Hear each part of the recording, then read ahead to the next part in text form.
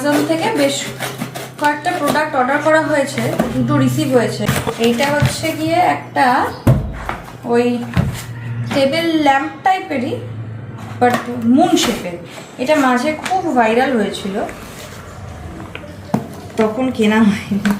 এটা জ্বালিয়ে দেখালে তবেই বেশি ভালো বুঝতে পারা যাবে। এটা আমি পরে ভালো করে সেট করে দেখাচ্ছি। আর এইটা দেওয়া হয়েছে একটা ফুড স্ট্যান্ড কাম অর্গানাইজার। এর ভিতরে বাচ্চার খেলনাগুলি রাখবো, খেলনাগুলি সব অগোছালো হয়ে থাকে। এইটার প্রাইস নিয়েছে 600 সামথিং কিছু, বা বেশ স্টার্ডি আছে। তো আমরা অ্যাকচুয়ালি ভাবছিলাম যেটা অনেকটা হয়তো স্টার্ডি হবে না, লোকে হবে যে এর উপর বসা যাবে না।